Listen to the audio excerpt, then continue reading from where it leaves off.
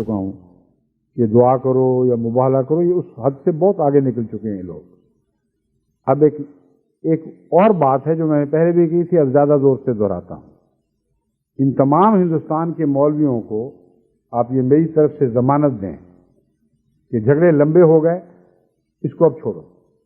تم یہ یقین رکھتے ہو اور کامل یقین رکھتے ہو اپنے زوم میں کہ مسیح ابن مریم زندہ آسمان پر موجود ہیں، اور آن حضرت صلی اللہ علیہ وآلہ وسلم اصدق الصادقین بیان فرماتے ہیں کہ ان کے اترے بغیر امت کے مسائل حل ہی نہیں ہوں۔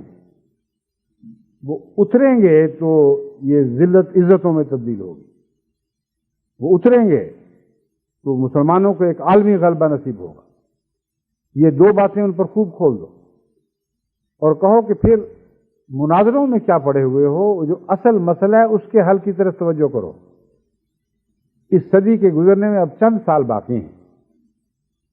میں یہ وعدہ کرتا ہوں کہ تم سب مولوی مل کر اگر کسی طرح مسیح کو اتار دو صدی سے پہلے تو تم میں سے ہر ایک کو 1 کروڑ روپیہ دوں گا، اور 1 لاکھ کا پہلے میں نے شاید اعلان کیا، میں کہ وہ دن ختم ہو گئے، اب تو صدی ختم ہو رہی ہے، مجھے جلدی پڑی ہے، اس لیے فیصلہ کرو 1 کروڑ روپیہ ہر مولوی کو۔ دیوبند میں پتہ نہیں سینکڑوں ہزاروں مولوی تیار ہوئے ہوں گے، میں ان سب کو دوبارہ یہ چیلنج دیتا ہوں۔ میں نے کہا اعلان کر دو کہ ہر اس مولوی کو جو یہ دعویٰ ہی کر دے کہ میری کوشش سے اترا ہے اور میری دعائیں مقبول ہوئی تھیں، میں بحث نہیں کروں گا، ان کی بات مان جاؤں گا۔ 1 کروڑ کی تھیلی ان کو پکڑائی جائے گی۔ بعض دفعہ ہوتا ہے کہ دعا کی کسی نے، پتہ نہیں کس کی قبول ہوئی، اور دعویٰ کوئی کر بیٹھتا ہے۔ بچپن میں حضرت مسلم موعود کے ساتھ ایک دفعہ سفر کرتے ہوئے قادیان جاتے ہوئے بٹالے سے ڈرائیور نے کہا کہ پیٹرول ختم ہو گیا، رات کا وقت تھا۔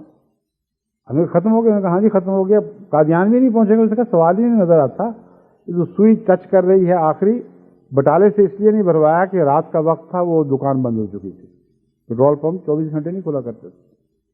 حضرت مسلم موعود نے فرمایا کہ دعا کرو کہ اللہ اسی پیٹرول میں ہمیں قادیان پہنچا دے، جس کی دعا مقبول ہوئی اس کو میں 1-2 گیلن کا پیٹرول تحفہ دوں گا۔ 2 گیلن کا ڈبہ ہوا کرتا تھا۔ اب پتہ نہیں کس کس نے دعا کی، میں بھی لگا رہا، لیکن بھولا نہیں۔ قادیان جب پہنچے تو میں نے شور مچا دیا کہ میری دعا سے قبول ہوں، پہنچے ہیں مجھے دیں۔ اب حضرت مسلم موعود نے جھگڑا نہیں کیا، یہ نہیں فرمایا کہ تمہاری کیا حیثیت ہے، میں بھی تو کر رہا تھا۔ کہا ٹھیک ہے، میں وعدہ کر چکا ہوں، 2 گیلن مجھے پیٹرول دلوایا، تو میں بھی اسی باپ کا بیٹا ہوں، ایسا ہی وعدہ پورا کروں گا۔ ہر مولوی دنیا کے پردے میں جہاں کہیں ہو، ہندوستان کا تو خاص طور پر پیش نظر ہے، وہ مسیح کو اتار دے آسمان سے، دعائیں کر کے، گیریا ازاری کر کے، جو چاہے کرے، آتا جائے اور 1 کروڑ لیتا جائے۔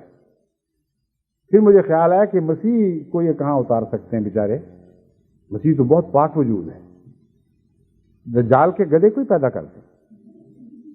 میں نے کہا اچھا مجھے یہ بھی منظور ہے، مسیح تو دور کی بات ہے، اگر صدی ختم ہونے سے پہلے وہ دجال کا گدھا ہی بنا کے دکھا دو جس کے آئے بغیر مسیح نے نہیں آنا، تو پھر 1 کروڑ روپیہ ہر ایک مولوی کو ملے گا۔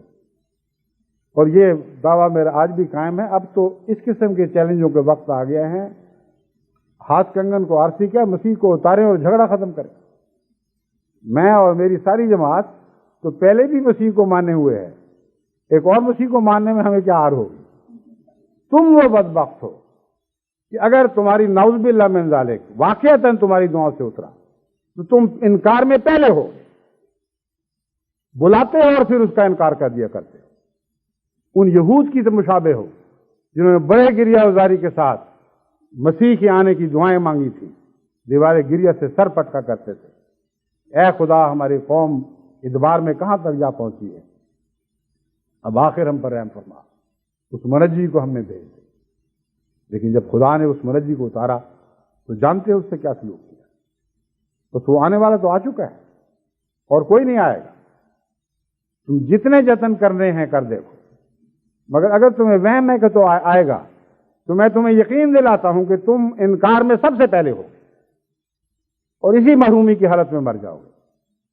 بس اب یہ دلیلوں کے وقت نہیں رہے، اب تو ایسے آسمانی نشانات کے وقت ہیں جو بزرگوں اور متقیوں پر آسمان سے وہی الہام اور کشوف کی صورت میں اتریں گے، اور ان بد نصیبوں کو ان کی ناکامی اور نامرادی کی صورت میں دن رات ان کی زندگی کا عذاب بن جائیں گے اور کچو کے دیں گے کہ کر کے دیکھو جو کرنا ہے، تم ناکام اور نامراد رہو گے۔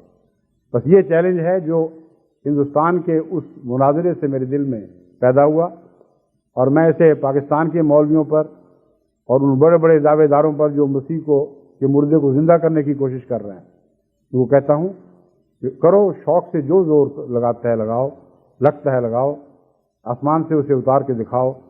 جماعت احمدیہ کے خزانے ختم نہیں ہوں گے اور تمہارے کروڑ کروڑ کی تھیلیاں عطا کرتے چلے جائیں گے، مگر تمہارے نصیب میں آسمان سے ایک کوڑی کا فیض بھی نہیں۔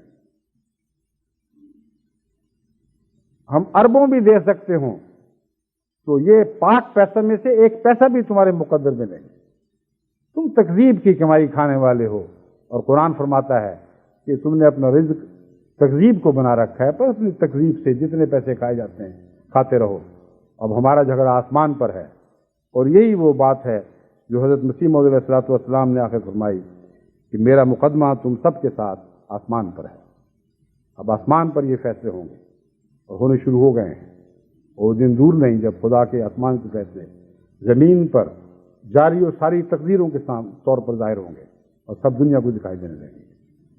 اب میں قادیان کے درویشوں سے بالخصوص ان سب مہمانوں سے جو وہاں تکلیف لے کر کے وہاں پہنچے ہیں، قادیان کی سکھ آبادی سے اور گرد و نواح کی سکھ آبادی سے اور ان شریف النفس ہندوؤں سے بھی جنہوں نے ہمیشہ حضرت مسیح موعود علیہ السلام کے مہمانوں سے عزت اور محبت کا سلوک فرمایا ہے، اور جن کا تعلق جماعت سے بڑھتا جاتا ہے۔ اگرچہ بعض لوگ بد نصیبی سے کوشش کرتے ہیں کہ مذہب کے نام پر ان کے دلوں میں نفرت پیدا کریں، مگر خدا نے ان کو یہ سعادت بخشی ہے، یہ تعلق ان کا بڑھ رہا ہے، اور وہ اپنے گروؤں کی سچی تعلیم پر قائم ہیں کہ مذہب کے نام پر کسی سے دشمنی نہیں کرنی، بلکہ خدا کے نام پر پیار اور محبت ہی کو نشو و نما دینی ہے، ہر طرف پھیلانا ہے۔ بس ان سب پاک لوگوں کو جو دل میں پاک ہیں، جو خدا کے لیے سچی محبت رکھتے ہیں، یا کم سے کم کچھ محبت کا شائبہ ضرور رکھتے ہیں، ان سب کو میں اپنی طرف سے اور عالمگیر جماعت احمدیہ کی طرف سے سلام کا تحفہ بھیجتا ہوں۔ ہماری دعا ہے کہ اللہ تعالیٰ آپ کی سعادت کو اور بڑھائے، اور بالآخر آپ وہ لوگ جو دلوں میں ساتھ رکھتے ہیں مسیح موعود کے اس شعر کے مصداق بن کر آپ کی صداقت کی گواہوں میں شامل ہو جائیں کہ جس کی فطرت نیک ہے آئے گا وہ انجام کار۔ اب بکثرت نیک فطرت والے